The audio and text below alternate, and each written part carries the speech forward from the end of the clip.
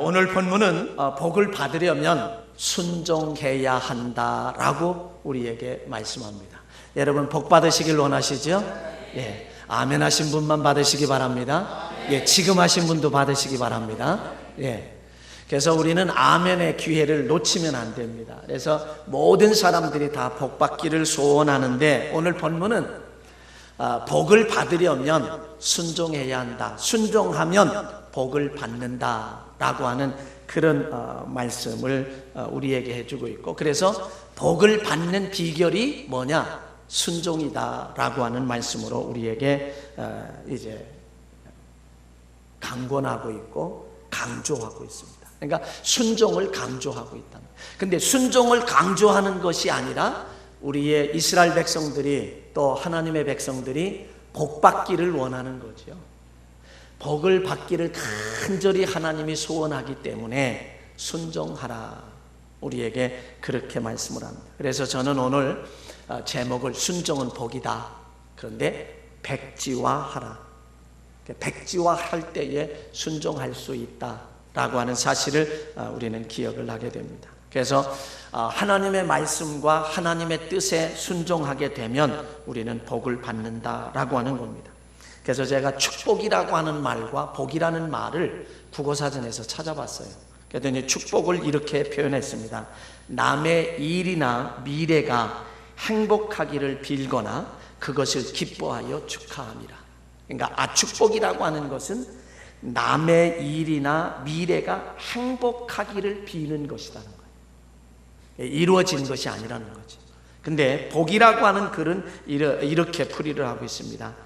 생활에서 누리게 되는 큰 행운과 오붓한 행복이라고.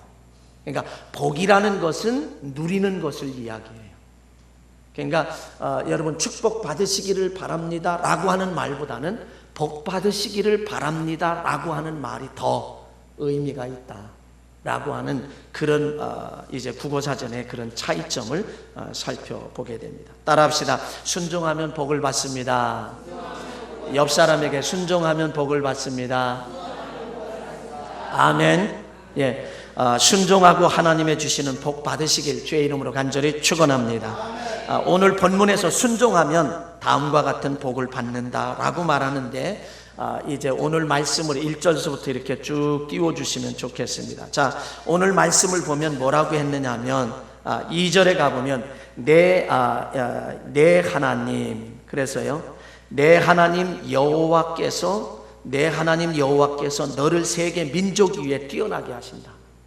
그러니까 순종하는 자에게 너를 세계 민족 위에 뛰어나게 하실 것이고, 3절에는 성읍에서도 복을 받고 들에서도 복을 받고, 그 다음에 4절에는 내 몸의 자녀와 내 토지의 소산과 내 짐승의 새끼와 소와 양의 새끼가 복을 받을 것이며, 5절에 가보면 내 광주리와 떡반죽 그릇이 복을 받을 것이며, 6절에는 들어와도 복받고 나가도 복받고, 7절에 가보면 너를 대적하는 자가 일어나서 적군들을 내 앞에서 패하게 하는데 한 길로 들어왔지만 7길로 도망간다. 이거 일곱이라고 하는 숫자는 완전 숫자입니다. 그런 면에서 7길로 도망간다라고 하는 것은 완전하게 패한다, 다른 말로 승리한다라고 하는 거예요. 적군이 패하기 때문에 승리하는 복이 우리에게 있다. 8절에 가보면 내 창고와 내 손으로 하는 모든 일에 복을 내리시고 여호와께서 내게 주시는 땅에서 내게 복을 주실 것이라. 9절에 가보면 너를 세워 자기의 성민이 되게 하는 복이 있고, 10절에 가보면 여호와 이름이 너를 위하여 불려지는 것을 보고 너를 두려워한다. 함께 함부로 하지 못한다 라고 하는, 그 다음에 11절에 가보면 땅에서 이 맹세하신 땅에서 내게 복을 주사 내 몸의 소생과 가축의 새끼와 토지의 소산을 많게 하시는 복을.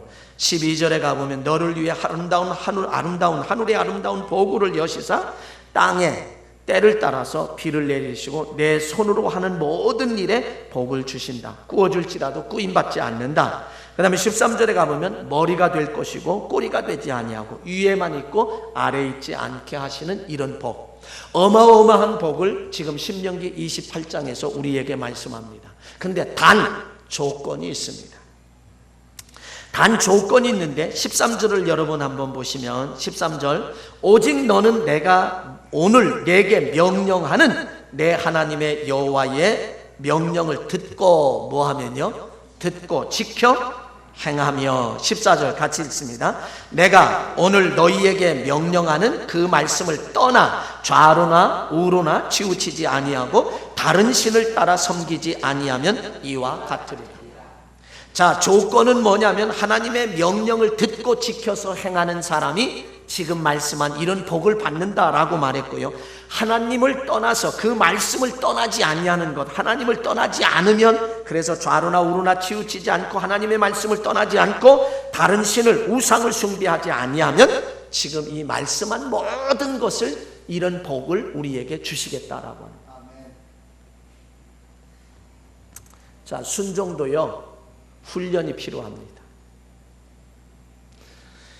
자, 우리에게 이렇게 하나님께 순종하면 이런 복을 받는데 그 순종도 훈련이 필요해요. 훈련. 그냥 우리 순종할 수가 없더라고요.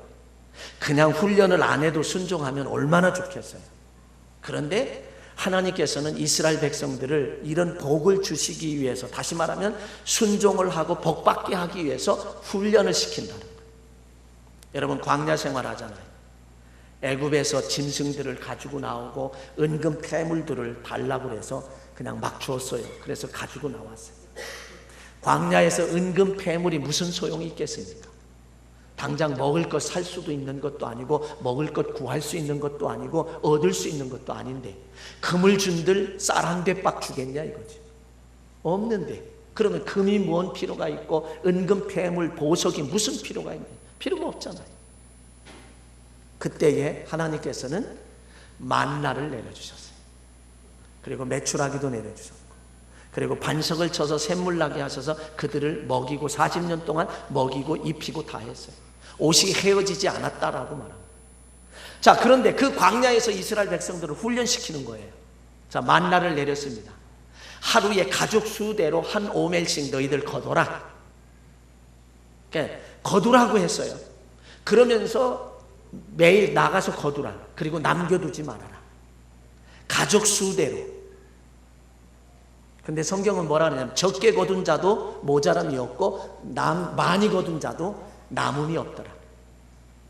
근데 어떤 사람은 이렇게 생각해요. 항상 이렇게 생각하는 사람이 있어요. 뭐라고 생각하냐면 야 오늘도 가서 거두고 내일도 가서 거두고 뭘 거둘 게 뭐 있어. 오늘 그냥 내일 것까지 거두자. 그리고서 말씀은 그렇게 안 했죠. 오늘 거는 오늘 거두고 남겨두지 말라 그랬어요. 근데 오늘 거뒀어요. 내일 것까지 거뒀어. 그리고 남겨뒀어요. 내일은 안 나가고 그냥 집에서 이거 먹자. 그리고 거뒀어요. 그랬더니 남았는데 그게 뭐라고요? 벌레가 생기고 그리고 냄새가 나더라. 그러니까 사람들이 그냥 이렇게 좀 빼딱하게 가고 싶은 사람들이 있으니까 그렇게 해서 순종을 한 사람들은 그날 먹고서 남긴 게 없어요. 그리고 그 이튿날 또 가서 만나를 거두었습니다. 햇볕이 쏟아지면 그 만나는 사라졌다 그랬어요. 근데 가서 거두고 그러다 보니까 이게 말씀에 순종해야 되는구나. 남겨도 안 되는구나. 그리고선 매일매일 가서 거두는 것이 말씀에 순종하게 된다는 거예요. 그런데 엿새 되는 날, 오늘날로 얘기하면 토요일이잖아요. 토요일 날 되는 날은 뭐라 그랬냐면 너희들 이틀 거를 거둬라 그랬어요. 내일은 나가지 말고 이틀 걸 거둬라. 그러는데 사람들이 꼭 그렇게 생각하는 사람이 있어요. 야 내일도 있을 텐데 뭐 이틀 거 거두고서 무겁게 들고 올 게 뭐 있어. 내일 나가서 거두자. 그리고선 토요일 날도 하루치만 걷어가지고 두른 사람은 그 이튿날 쫄쫄 굶는 거예요. 그 이튿날 나가보니까 만나가 안 내렸잖아요. 안식일이니까 안 내렸어요. 그런데 그렇게 해서 순종을 하는 거예요. 근데 그것이 이틀까지 남겨둬도 안식일까지 남겨둬도 내서 벌레도 안 생기고 냄새도 안 났다라고 성경은 이렇게 말해요. 그래서 그것으로서 이스라엘 백성들을 훈련시키는 거예요. 뭐 훈련? 순종하는 훈련. 순종을 하면 복이 되고 순종을 하면 유익이 되고 순종을 하면 덕이 되고 이런 거 얘기하는 거예요. 그런데 순종하지 않으면 어려움을 당하고 고통을 당하고 때로는 먹지도 못한다라고 하는 사실을 알려주고 있다는 거죠. 그래서 이런 순종도 훈련을 통해서 우리가, 여러분 어떤 분들은 그러잖아요. 기도하기만 하면 하나님께서 응답하시고 기도하면 응답하시는데, 하긴 남의 일이니까 뭐 아멘 할 필요도 없지 뭐. 기도만 하면 응답하시는데, 이래야 또 하시더라고요. 기도만 하면 응답하시는데 그걸 알아. 그러면 그냥 엠만 해가지고 그냥 살만 하면 기도 안 해. 야, 이게 죽겠구나 그럴 때 와서 막 매달려 기도하면 하나님이 주세요.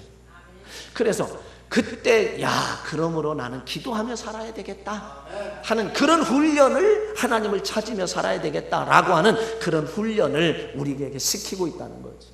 다시 말하면 우리에게 어려움을 주고자 하시는 하나님이 아닙니다. 우리에게 고통을 주고자 하시는 하나님이 아니라, 우리를 어렵게 만드시려고 하시는 하나님이 아니라, 결론은 하나님이 우리를 축복하시기 위한, 때로는 어려움이다라는 얘기죠.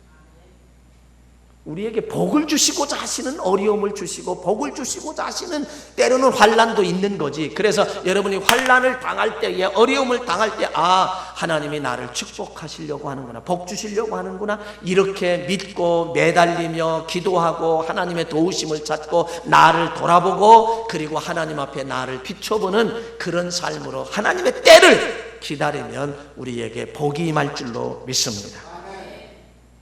그래서 이 순종이라고 하는 것도 이렇게 우리에게 훈련하신다.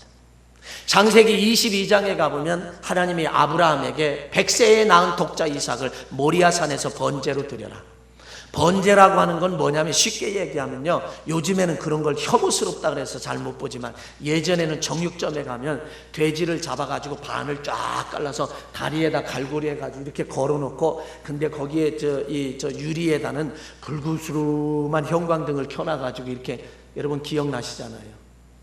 그렇게 다 번제라고 하는 것은 내장은 내장대로 이렇게 뽑아놓은 그 상태가, 그 상태로 해서 하나님 앞에 태워서, 제단에서 불태워서 하나님 앞에 제사를 드리는 게 번제예요. 여러분 한번 생각해 보세요. 자기의 100세의 낳은 아들, 하늘의 별수와 같이 바닷가의 모래수와 같은 많은 자녀들을 허락해 주신다라고 하신 하나님께서 누구를 통해서요? 그 이삭을 통해서 허락하신다 했는데, 그가 장가도 가지 아니하고 자손도 낳지도 않았는데 하나님이 죽이라는 거예요. 이게 여러분 상식적으로 생각해도 안 되고, 이거는 뭐 이성적으로 생각해도 안 되고 도저히 안 되는 일 아니에요. 순종할 수 없는 것인데도 불구하고 하나님은 아브라함에게 순종의 훈련을 시킨다는 거예요. 정말 하나님이 그렇게 아들을 드려지기를 원한 게 아니라는 거죠. 그 아브라함이 순종하는가 순종하지 않는가 테스트하고 시험하시기 위한 것이다. 근데요, 정말 아침에 일찍 일어나서 가서 번제를 드리죠. 그때 아브라함아, 멈춰라. 내가 나를 이 아들보다 더 사랑하는 줄 내가 알았다.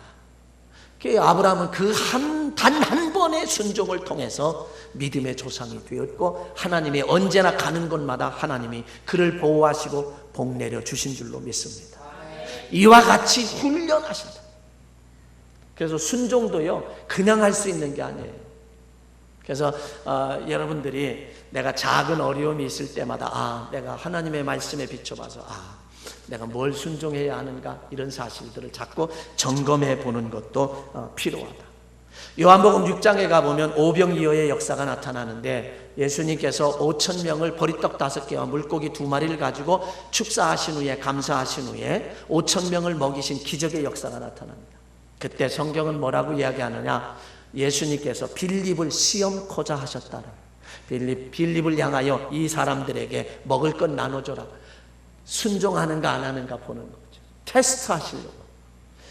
여러분 오늘 21세기 최첨단 과학의 시대를 살아가는 오늘의 시대에도 저와 여러분을 하나님은 종종 각자에게 필요한 대로 이렇게 순종하는가 순종하지 않는가 테스트하는 줄 믿으시기 바랍니다. 그 테스트에 이 순종하는가 안 하는가에 대해서 여러분 순종하시길 주의 이름으로 간절히 축원합니다. 그래서 여러분 합격을 해야 돼요. 이런 모습. 자, 그러면 우리가 순종하려면 이런 훈련도, 순종하면 축복이 되는데 순종하려면 이런 훈련도 필요하다. 그리고 순종은 어떤 때 가능한가? 따라합시다. 순종은 백지화시켜야 가능하다. 제가 새벽에 한번 백지화에 대한 이야기를 한번 드린 적이 있습니다. 순종은요, 여러분 순종하면 복을 받는데 순종이 결코 쉬운 일이 아니에요. 순종은 뭘 백지화시켜야 되느냐? 경험을 백지화시켜야 돼요. 나의 경험을 백지화시켜야 순종할 수 있어요. 나의 지식을, 내가 알고 있는 지식을 백지화시켜야 순종할 수 있어요. 내가 알고 있는 상식을 백지화시켜야 우리는 순종이 가능하고요. 내가 알고 있는 논리를 백지화시켜야 되고, 상식을, 생각을 백지화시켜야 되고, 이성을 백지화시켜야 되고, 의학을 백지화시켜야만 순종할 수 있어요. 이거를 백지화시키지 못하고는요, 순종 못합니다. 여호수아 7장에 가보면 이런 말씀이 나와요. 이스라엘 백성들이 여리고를, 요단강을 건너서 여리고성을 함락시키고 그 다음에 아이성을 침략을 할 때에 백성들이 정탐을 하고 돌아와서 뭐라고 얘기하냐면, 다 갈 거 없어요. 2-3천 명만 갑시다. 그래도 충분합니다. 그리고 전쟁하러 갔어요. 그래서 3천 명을 보내서 전쟁하러 갔어요. 그런데요, 아이성 사람들에 의해서 도망갈 수밖에 없는 그런 패전을 할 수밖에 없고 38명이 죽음을 당하고 패전을 하고 도망와요. 그럴 때 모세의 후계자였던 여호수아가, 지도자, 이스라엘 민족의 지도자인 여호수아가 하나님 앞에 막 엎드리고 울부짖고 기도합니다. 너희가 내 말을 듣지 않은 사람이 있다. 그래서 제비를 뽑으니까 누가 제비가 뽑혔냐면 아간이 뽑혔어요. 내 죄를 다 이실직고 하렸다. 그랬더니 여리고성을 함락할 때 신할산 외투 한 벌과 금은 세겔 200세겔 중에 50세겔을 내가 이제 천막 가운데 감추었다. 그래서 그것을 가서 확인한 다음에 3족을 다 진멸하고 여호수아 지도자가 그 죄의 문제를 해결했습니다. 그리고 났더니 하나님께서 이제 작전을 펼쳐주시는데 협공작전을 말씀하셨어요. 어떻게 말하냐?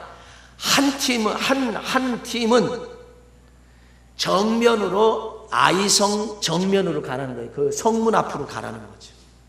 그리고 두 팀은 양쪽 길가에다가 매복시켜라, 숨겨놔라, 군인들을. 그리고 이 아이성 정문, 이제 성문을 향하여 가다 전쟁하는 척하고 갔다가 그 다음에 막 뒤를 돌아서서 후퇴해라 그런 얘기. 후퇴한 다음에 그러면 아이성 사람들이 성문을 열고 그리고 군대들이 쏟아져 나오면 도망가다가 어느 순간 갑자기 돌아서서 다시 대적을 하면 양쪽에 매복했던 군인들과 해서 전투해라. 그러면 이긴다. 이게 하나님의 작전이에요. 뭐 했을 때에 아간의 죄를 처리하고 아간의 죄의 문제를 해결하고 순종했을 때에, 여호수아와 지도자 여호수아와 그 백성들이 순종했을 때에 그런 작전을 말씀해 주었습니다. 여러분, 이 작전은요 지극히 상식적인 작전이에요. 지극히 논리적인 작전이고 지극히 어떤 면에서 보면 이제 자기 이성적인 그런 작전이에요. 이거는 누구나 순종할 수 있는 작전이에요. 그렇죠? 여러분 한번 생각해 봐요. 자, 앞에 가서 그냥 전쟁하는 척 하다가 내가 안 되겠다 하고 뒤를 돌아서 막 후퇴하면 막 성문을 열고 나온다. 이거는 누구나 순종할 수 있는 그런 작전, 다 순종할 수 있어요. 오늘을 살아가는 저와 여러분들도 이런 거라고 하면 그 생각하니까 그 상식적으로도 맞는 얘기고 논리적으로도 맞는 얘기고 이거 경험적으로도 맞는 거네. 그리고 순종이 이 일을 제기할 사람이 없어요. 이 일을 제기할 사람이 없어. 가능해. 그래서 그들이 그렇게 했더니 아이성을 함락시킨 줄로 믿습니다. 이런 순종은 누구나 한다 이거죠. 이런 순종은 누구나 다 할 수 있는 순종이다, 그런 얘기예요. 그런데 정말 진정한 순종은 어떤 순종이냐 이거죠. 진정한 순종은 그런 게 진정한 순종이 아니에요. 그것도 순종이지만 그것도 못하는 사람도 있지만, 그러나 하나님이 원하시는 순종은 어떤 순종이냐? 신명기 28장 1절로 이렇게 쭉 여러 가지의 말씀에 우리에게 복을 말씀해 주신 이 복을 받으려면 우리는 어떻게 해야 하는가 하는 말이에요.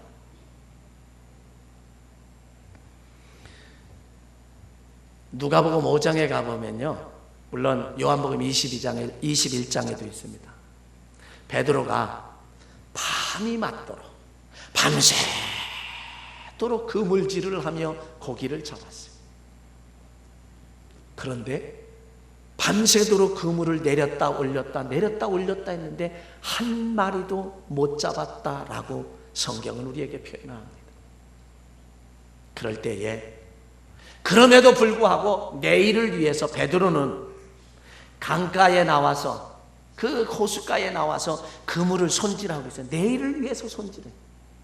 여러분, 이 일이 잘 될 때는 신나는데요, 이 일이 이렇게 잘 안 될 때는 참 피곤해요. 그래도 내일을 위해서 그물을 손질하고 있어요. 그때에 베드로는 예수님인 줄도 모르고 베드로의 배에 딱 타시면서 하시는 말씀이 배를 육지에서 좀 띄우라고. 여러분, 여기가 육지라고 하면 배가 이만큼 띄워야 이렇게 말하면 이게 다 들리잖아요. 사람들을 볼 수 있고. 베드로가 힘들어 죽겠는데 왜 순종했다고 성경에 나오진 않았어요. 순종해서 배를 저어서 그 호수로 좀 나갔어요. 그랬더니 예수님께서 그 회중들을 바라보고 말씀을 하시고 가르쳤다 그랬어요. 성경은 가르쳤다 그랬어요. 가르치고 난 다음에 베드로에게 뭐라고 얘기하느냐면, 너 깊은 곳에 그물을 내려라. 깊은 곳에 그물을 내려라. 여러분, 깊은 곳에 베드로가 이 두 가지 측면에서 생각해 볼 수 있어요. 베드로는 어부입니다. 프로페셔널한 사람이 전문가예요. 어부, 고기 잡는 데는 전문가예요. 근데 밤새도록 고기를 잡았는데 깊은 곳에 고기가 많은 줄 알고 깊은 곳에 밤새도록 그물질을 했을 수도 있고, 그리고 깊은 곳에는 고기들이 없다는 것을 알 수도 있어요. 전문가 입장에서 보면 이거는 낭비야. 시간 낭비고 헛수고일 수밖에 없어요. 이거는 경험적으로 보거나 전문성으로 보거나 도저히 순종할 수 없는 일이에요. 왜? 밤새도록 그곳에 그물을 내렸다 올렸다 했는데 고기를 못 잡았어요. 또 하나는 그 깊은 곳에는 고기가 없다는 것을 아는데, 이거는 전문가로서 전문성을, 경험을, 지식을 총동원해봐도 도저히 순종할 수 없는 거예요. 그런데 베드로는 그 경험을, 그 지식을, 그 전문성을 백지화시켰다 이런 얘기죠. 그리고 성경은 뭐라 그러죠? 내가 밤새도록 그물을 내렸다 올렸지만 한 마리도 잡지는 못했지만 주의 말씀에 의지하여 그물을 내리리이다. 자기의 경험을 백지화시키고, 자기의 경험 전문성을 백지화시키고, 자기의 지식을 백지화시키고, 자기의 상식을 백지화시킬 때에 주님의 말씀에 순종할 수 있었다는 거예요. 근데 그런 전문성을 따지면 내가 여기 전문가요. 깊은 데는 고기도 없어. 내가 밤새도록 고기 잡았지만 없어. 그러면 불순종할 수밖에 없어요. 도저히 순종하기 어렵습니다. 오늘 본문에서 말씀하는 순종하면 복을 받는다라고 하는 이 말씀은 순종이라고 하는 것이 그렇게 쉬운 게 아니라는 거예요. 네? 순종이라는 것이 그렇게 쉬운 게 아니에요. 자기의 생각을 내려놓아야 되고, 경험도 내려놓아야 되고, 지식도 내려놓을 때에 순종할 수 있는, 그럴 때 순종할 수 있다는 거예요. 다시 말하면 내가 살아서는 순종할 수 없다는 거죠. 그 다음에 열왕기하 5장에 가보면 나아만, 아람 나라의 나아만 장군에 대한 얘기가 나와요. 그는 2인자, 한 나라의 2인자이지만 그러나 그 속에 겉에는 갑옷을 입어서 아주 정말 멋진 사람이고 괜찮은 사람이지만, 그런데 그 속에는 그저 고름이 줄줄줄 흐르는 그런 나병을 가지고 있단 말이죠. 그때에 이스라엘에서 잡아온 한 계집종 아이가 있었는데 그 나아만 장군의 부인에게 우리 주인이 사마리아에 있는 선지자에게 앞에 가셨다면 치료받을 수 있는데 사람이 물에 빠지면 지푸라기라도 잡는다라고 하는 그런 심정을 가지고 남편에게 말하니 남편이 또 왕에게 이야기를 해요. 왕이 즉시로 친서를 써줘요. 이스라엘 왕에게 내가 이러이런 우리 장군을 당신에게 보낼 테니 치료해서 보내시오. 그리고 친서를 써서 보냈는데 그 친서를 받아든 누가요? 이스라엘 왕이 통곡하며 옵니다. 내가 어찌 하나님이 간데 저를 치료해서 보낼 수 있겠냐? 이것은 정녕 시비를 걸어서 우리나라를 침략하기 위한 시비를 걸고자 하는 것이구나. 그러면서 막 통곡하는 소리를 누가 들었다고 했느냐 하면 사마리아에 살고 있는 엘리사 선지자가 듣고 저가 내가 여기 있는 것을 알 터이니 내게로 보내소서. 그러니까 가라 그러니까 그 많은 선물과 부하들을 데리고 사마리아에 있는 엘리사 선지자에게 가는데 문 앞에 이르렀는데 엘리사의 종인 게하시가 나왔어요. 그러면서 우리 주인이 말합니다. 당신 저 요단강에 가서 7번 몸을 들어갔다 나왔다 하면 깨끗하게 치료될 겁니다. 그랬더니 나아만이 화를 벌컥 내는 거예요. 화를 벌컥 내면서 이제 뭐라고 이야기하냐면 자기가 노하며 물러가서 내 생각에는 이렇게 얘기해요. 성경에 열왕기하 5장 11절에 가보면 나아만이 노하여 물러가 이르되 내 생각에는 그가 내게로 와 서서 그의 하나님 여호와의 이름을 부르고 그의 손을 그 부위에 흔들어 나병을 고칠까 하였도다. 다메섹강, 아바나강, 바르발강은 이스라엘의 모든 강물보다 낫지 아니하냐? 내가 거기서 몸을 씻으면 깨끗하게 되지 아니하랴. 여러분, 여기에 나아만은 오해하고 있는 게 있습니다. 강물에서 씻으면 깨끗하게 된다라고 하는 오해예요. 아닙니다. 강물이 그런 치료의 능력이 있는 게 아니에요. 그런 순종할 때에 능력이 나타나는 거지 강물이 그를 치료하는 게 아니란 말이에요. 근데 이스라엘 백성들도 하나 착각하는 게 있어요. 여러분, 광야에서 블레셋 사람들과의 싸움에서 전투에서 블레셋과의 전투에서 여러분 생각해 보면 광야 생활하는데 불평하고 원망하고 불순종하잖아요. 그러니 하나님께서 불뱀을 내려주셔서 백성들을 막 꽝꽝꽝꽝 물어서 통통 부어서 다 죽어가게 됐어요. 그때 모세가 막 하나님 앞에 기도하니까 뭐라 그래요? 하나님이 장대에다가 구리뱀, 놋뱀을 만들어서 매달아라. 그리고 백성들에게 말해라. 쳐다보는 자마다 나음을 입을 것이다. 근데 백성들에게 말했는데 백성들 가운데 그래 쳐다보자. 그리고 쳐다본 사람은 치료된 줄로 믿습니다. 근데 안 쳐다본 사람, 그까짓 거 구리뱀이 신통력이 있어? 그리고 안 쳐다본 사람은 죽었어요. 근데 이스라엘 백성들이 착각하는 게 뭐냐면 그 구리뱀이 무슨 신통력이 있는 줄 알고 가나안 땅까지 들어가서 그거를 숭배하고 있다는 거죠. 무슨 얘기인지 아시죠? 구리뱀이 능력이 있는 것이 아니라 뭐가요? 순종할 때에 하나님의 말씀에 순종할 때 하나님이 역사하셨다라고 하는 거예요. 강물에 씻을 때 깨끗하게 되는 것이 아니라 순종할 때 하나님이 깨끗하게 하시는 거예요. 그리고 나아만 장군은 자기 생각에는 그랬어요. 열왕기하 5장 11절에 자기 생각이 살아있으니까 그걸 백지화시키지 못하니까 순종 못하는 거예요. 여러분, 순종은 자기 생각을 백지화시켜야만 가능한 줄로 믿습니다. 자기의 생각을 그러니까 부하들이 어려운 일 시켰어도 했을 거 아니에요. 왜 이 쉬운 걸 못합니까? 그래서 그가 자기 생각을 백지화시키고 자기 생각을 접고 요단강에 들어갔다 나왔다 조금씩 차도가 한 번씩 들어갔다 나올 때마다 차도가 있으면 누군 못해요?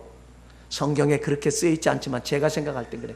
마지막 7번째 들어갔다 나오니 100%의 순종을 하고 나니 깨끗하게 어린아이 살결같이 깨끗하게 졌더라. 할렐루야. 여러분, 순종은 99% 순종해가지고 순종이 아니에요. 100%의 순종입니다. 그러니까 자기 생각을 백지화시킬 때 가능했다라고 합니다. 여러분, 이스라엘 백성들이 여호수아 장군을 통해서 요단강을 건너서 어디 여리고성을 함락시켜야 돼요. 반드시. 아이성은 합리적이고 상식적이었었고 일반적이었었어요. 근데 그건 순종할 수 있어요. 근데 여리고성이 얼마나 견고한 성인지, 그 성을 하나님은 뭐라고 했냐? 매일 한 바퀴씩 돌아라. 소리 내지 말고 매일 한 바퀴씩 돌고 엿새 되는 날, 일에 되는 날은 7바퀴를 듣고 제사장이 양각나팔을 부를 때에 온 백성이 와 하고 소리 질러라. 그러면 무너진다. 여러분 생각해 보세요. 상식적으로 이게 맞는 거예요? 아니, 어느 성을 돈다고 여러분 그 성이 무너집니까? 인간 상식적으로 생각하면, 이성적으로 생각하고 논리적으로 생각하고 지식적으로 생각하고 이렇게 한번 생각해 보라고. 아니잖아요. 그 순종할 수가 없는 거예요. 하나님은 쉬운 순종을 우리에게 요구하는 게 아니에요. 그런 모든 것들을 그들이 백지화시킬 때, 이스라엘 백성들은 상식을 백지화시키고 지식을 백지화시키고 경험을 백지화시키고 이성을 백지화시킬 때에, 그럴 때에 순종하고 돌고 마지막 일에 되는 날 7바퀴 돌면 마지막 바퀴 돌 때 와 하고 소리 지르니 여리고성이 무너진 줄로 믿습니다. 바로 순종의 역사라고 하는 사실. 아까 말씀드렸죠. 하나만 더 말씀드리고, 창세기 22장에 가보면 아브라함이 독자 이삭을 모리아산에서 번제로 드려요. 아들의 입장에서, 아버지는 지금 나이가 많습니다. 적어도 이삭은 17세 이상의 장적입니다. 아버지 한번 제압하는 거 능히 할 수 있어요. 그거를 결박할 때에, 번제로 드리려고 결박할 때 능히 제압. 그러면서 야, 하나님이 너를 번제로 드리란다. 그러니 어쩌냐, 나도 어쩔 수가 없다. 그러니 아버지 미쳤어요. 상식적으로 생각해봐요. 어떻게 하나님이 나를 번제로 드리는 게 맞는 거예요? 지금 아버지는 마귀 소리 듣는 거 이렇게 할 수 있잖아요. 어떻게 아버지가 아들을, 그리고 하늘의 별수와 같이 땅의 모래수와 같이 많은 자녀를 나를 통해서 이제 번성케 한다고 했는데, 아버지 생각하면 나 결혼도 안 했잖아요. 후손도 없잖아요. 이게 맞는 얘기예요? 안 맞는 얘기지. 상식적으로도 안 되고 논리적으로도 안 되고 지식적으로도 안 되고 다 안 되는 거예요. 그런데 이삭을 보세요. 그거 다 백지화할 때 자기 힘으로 능히 아버지를 제어할 수 있지만 그대로 묶이고, 그리고 번제단에 꼼짝없이 누워서 순종해요. 그걸 백지화시키고 순종한단 말이에요. 야, 여러분, 이 순종이 어떤 순종이에요? 백지화시키고 순종을 해요. 그러면서 죽으려고, 이미 죽었지, 각오하는 거예요. 모든 것을 백지화시킬 때 그것이 가능했다는 거예요. 그럴 때 아버지인 아브라함이 칼을 들어서 정말 내리치려고 하는 순간에 아브라함아 멈춰라.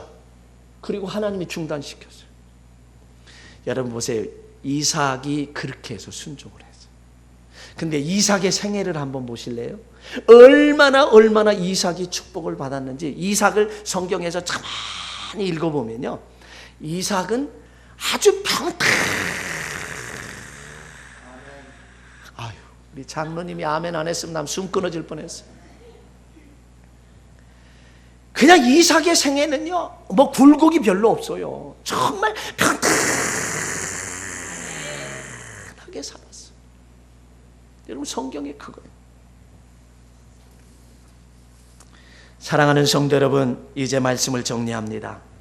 여러분, 하나님의 복을 받아야 할 줄로 믿습니다. 아멘. 이 자리에 참여하신 모든 여러분들 모두에게 하나님의 이 신명기 28장에 있는 이 복을 받아 누리시길 주의 이름으로 간절히 축원합니다. 하나님의 복을 받으려면 순종을 해야 합니다. 순종하려면 인간적인 모든 것을 백지화시켜야 하고요. 그러면 순종하고 하나님의 주시는 놀라운 기적의 복을 받을 줄로 믿습니다. 이 축복을 받아 이 복을 받아 누리는 모든 성도들 되시길 주의 이름으로 간절히 축원합니다.